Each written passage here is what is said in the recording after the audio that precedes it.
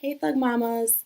Since it's National Suicide Prevention Week, I thought I would share with you guys a story that really kind of triggered this whole channel starting, actually.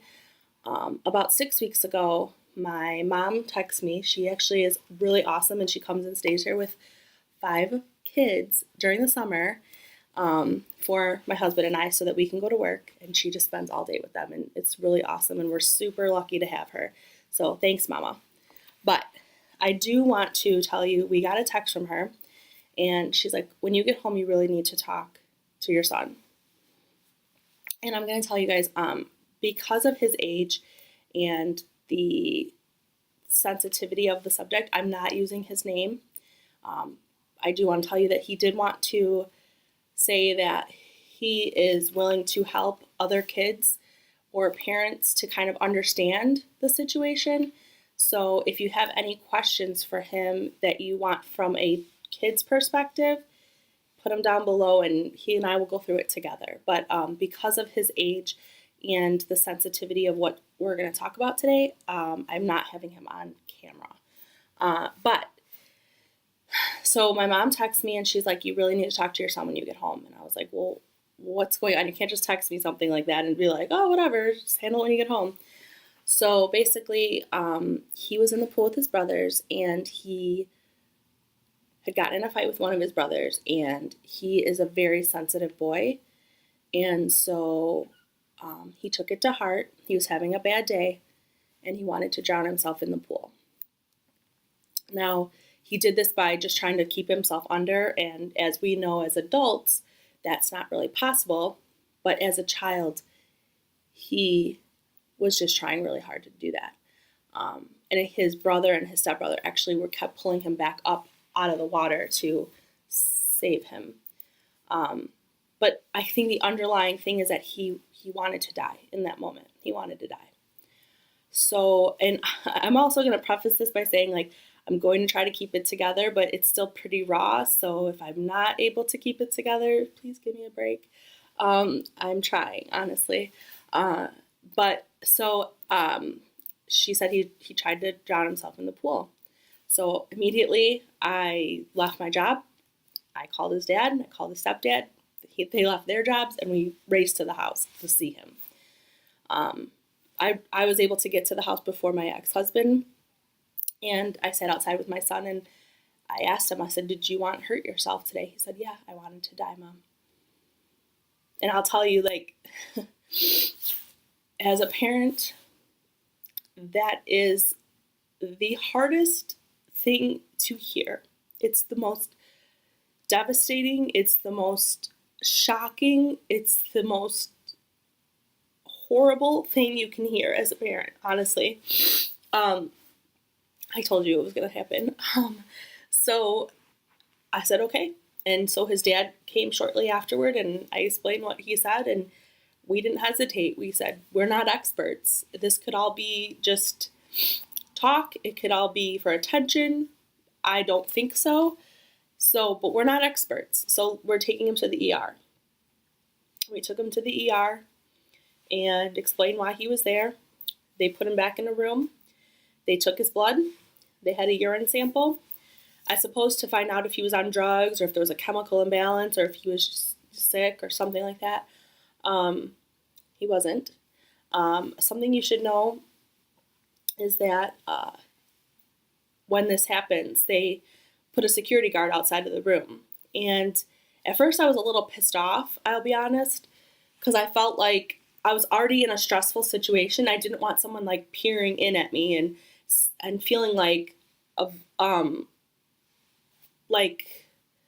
my son was going to hurt somebody and that they were afraid of him because they only know him as somebody who wanted to hurt himself. So I got it. I understood. And I was there for a bigger purpose. So they started to be invisible to me. After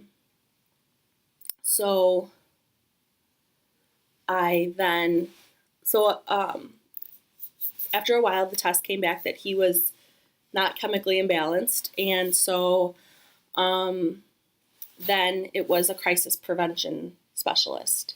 So she came in and she talked to him by herself, and we were in a waiting room, And before she came in, I told him he needed to be really honest with her and just tell him how he felt, because otherwise he won't get the help he needs. So he said, okay.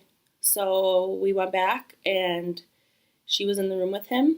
And probably about 15, 20 minutes later, she came back to the waiting area. And she said that her recommendation was for him to be in an inpatient program at a mental facility for children. I lost it. I guess in the back of my mind, I knew that was the case and what was probably going to happen, but it just now was in front of me, I guess. So, I guess there's a myth. There's like 72 hour hold. It's a myth. Basically, they don't ever want to give you a number, but the average is usually 5 to 7 days. I guess they don't want to give you a number because they want you to get well. They want you to be the concern. So it could take 2 weeks, 2 months, who knows? So basically, they just told us the average is 5 to 7 days. Okay. So she said that she had to write up a bunch of paperwork and find him a bed and all these different things. Well, we also found out that there isn't one in our county. So the closest one was about 45 minutes away, and he had to be taken there by ambulance. So about four and a half hours later, an ambulance finally came. It was about 12:45. So in the morning. So, and being up since 5 in the morning and being completely emotionally drained was just, it was devastating. So basically, we had an awesome ambulance driver slash EMT, because obviously there was a driver and there's an EMT. Well, we were at the EMT, and he was just awesome, and he just made my son feel so much better, and it made me just want to like hug him and be like, thank you, and so Jordan, if you're watching, thank you. You were amazing. So we went to the facility, and it took us a while to get him up there because he was on a stretcher and things like that. So while we were getting him up there, my husband and my ex-husband were checking him in and talking to the floor manager and things like that to find out like what's going on, like how this whole process works, what we need to do. And actually, so he was checked in on a day where it was already like Parents' Day and visitation and stuff, so it kind of worked out, if you can say that. It was Thursday by the time he got in, so then that night we went in for parents therapy with the kids, and then visitation. So, one of those things when I'm leaving him there at 2 o'clock in the morning, I'm thinking, well, these people seem really nice, but I watch these movies and they're nice to the parents, and then as soon as the kids leave or the parents leave, it's like they're so evil to the kids, and my son's so young and all these different things, and he's scared and he's never been away from me, and all these thoughts go through my head. So my biggest fear too was I was going to go back that night and he was going to say, I hate it here, bring me home, and I couldn't. He had to be there. Once you sign him in, he has to be there until they feel he's ready to be released. So my biggest fear was that he was going to be like, Mom, I hate it here. You need to bring me home. And I was going to have to tell my son I couldn't. So we went that night, and it was a lot of tears. I'll tell you, between the time I dropped him off and the time I saw him again, there was a lot of tears. I swear, I'm going to stop soon. So anyway, so we went that night, and we learned a lot about his disease and what he needs, and he was in therapy, and he said everyone's really nice to him, because now here's the other thing. You don't know why the other children are there. And one of the kids was there for rage issues, and I'm like, well, what if he gets mad and he hurts my son, and I'm here and I don't know, and all these things. So like all these thoughts go through your head, and you're just so terrified. And so we went and visited him, and everything was fine. And then we didn't get to visit him the next day, and then we had weekend visits. So we went with like some of his grandparents and things like that. And I felt there was a point during this entire thing that I knew things were going to be okay. And we were at the hospital, and no one was telling my son how long he was going to be there. So he thought, he was like, oh, I'm going to be here for a day and I'll be home tomorrow, Mom. And I was like, so the crisis prevention person left, and my son, or my husband and my ex-husband left to go do something, and it was just me and my son. And he's like, oh, Mom, it's going to be all right. You don't have to cry. I'm going to be home tomorrow. I said, I don't think so, buddy. You're not going to be home tomorrow. Well, when am I going to be home? No one's telling me, Mom. Well, it could be like 5 to 7 days. And this was the first time that I saw a tear fall down his face. And he's like, well, what am I going to do for 5 to 7 days? And I was like, you're going to get therapy. You're going to have group therapy. You're going to be with other kids. You're going to learn how to deal with your feelings and things like that. And he goes, well, I have time on the yard. And I was like, dude, you're not going to prison. And, in that moment, through our tears, we laughed. And at that moment, I knew we were going to be okay. I knew that we were in the right place. I knew that he was going to get the help he needed. I felt better. So we're at therapy, we're learning, and I feel his confidence and his happiness is coming back. So we found that in what actually triggers him and what is his problem and what gets him down is, my son is very different from other children. He loves school. He loves being busy. He loves activity. So in the summer, he doesn't like it because he has all the free time in the world. So he's alone with his thoughts.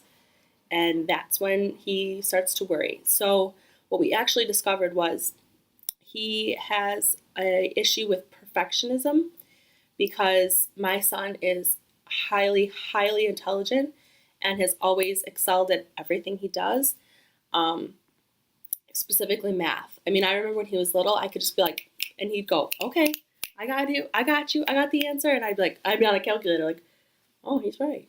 So his brain just is phenomenal. So he was finally in a gifted math. He had always been an accelerated, but now he had been up to gifted.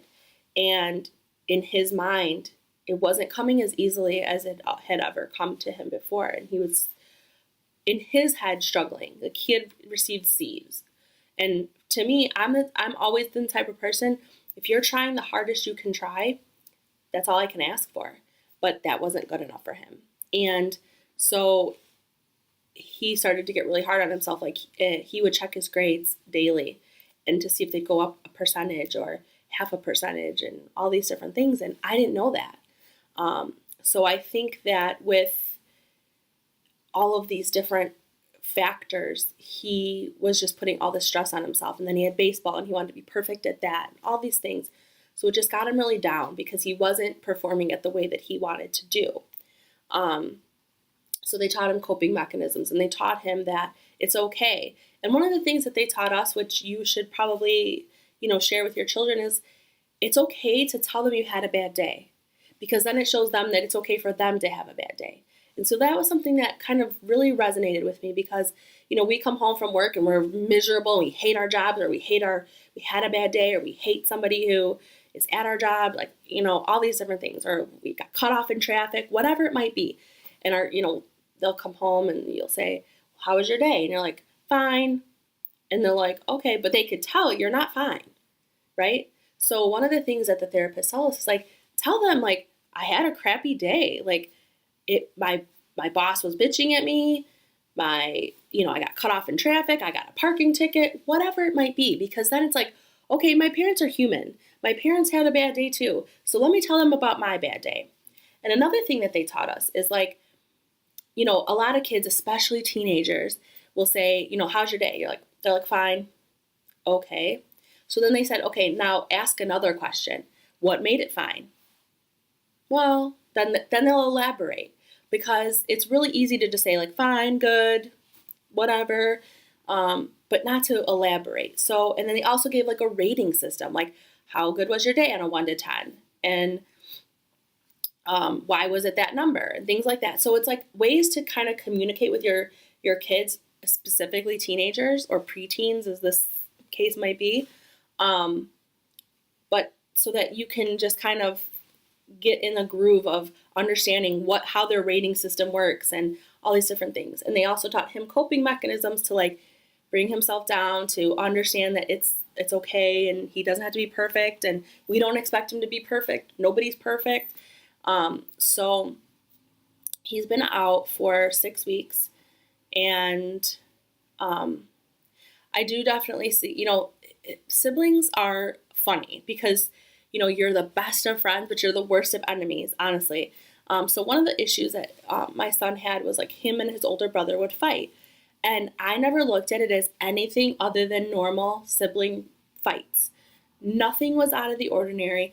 It was brother versus brother, stuff you guys see every day. But it resonated with him. Like if, brother was like, "You're stupid," he would really believe that his brother thought he was stupid. And that affected him and it carried with him. So we had to go home and have a conversation with our sons and say, I know that this doesn't bother you if somebody was to tell you you're stupid because you know you're not stupid. But if that person is feeling stupid about, like, if they're making themselves feel stupid and then you tell them that, now you're justifying what they're thinking.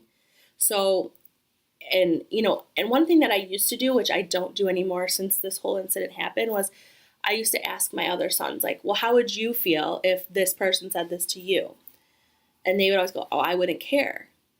But now what I've discovered is that's not really a fair question, because how that person would feel definitely isn't how the other person would feel. So it's not a fair question. Everybody has feelings differently, and you can't, it's a feeling. So I can't justify it to you. It's just a feeling that I have. You know what I'm saying? So like, it's really important that you really take every child's situation differently. Obviously, this is things I'm all learning from the experience I went through. But I also think that it's really important. I mean, and maybe you can even have your kids watch this video, because they need to understand. And kids, if you're watching, please understand this, okay? Telling your parents that you want to kill yourself or that you don't want to live is the hardest thing you will ever tell them. There's nothing else that you can say to them that will touch them as much as that, okay? So understand that nothing after that is hard to do. So if you're having a bad day, if something horrible happened, you'll get through it, okay? There's nothing that bad that you need to resort to hurting yourself, okay? Listen to what I'm saying. And like I told you earlier in the video, if you guys have something you want to talk to my son, and he will be in the comments and he will help you through this, he will absolutely do that, because he wants people to be able to learn from his situation. And it's always a struggle. There's going to be bad days. We all will have bad days. So you just need to know that your parents, I'm here, my son's here, your grandparents, a teacher, a friend, anybody, they're there. So talk to them. Tell them how you're feeling, because I'm going to tell you right now, I did not have any warning signs with my son. He's a happy boy. He, was always around us. He was at baseball. He was doing this. He was always in activities. And I didn't have any sort of warning signs. I had no clue. So I think that's part of why it affected me so much, because honestly, it came out of nowhere to me. I had no idea my son was feeling this way. So if you are feeling this way, there's a good chance that your parents have no idea. And parents, if you don't know, don't be so hard on yourself. I didn't know either, and we're human, and our kids are really good, and they're little versions of us. So if we come through and we have a bad day and we just sugarcoat it and say it's great, they learn that from us.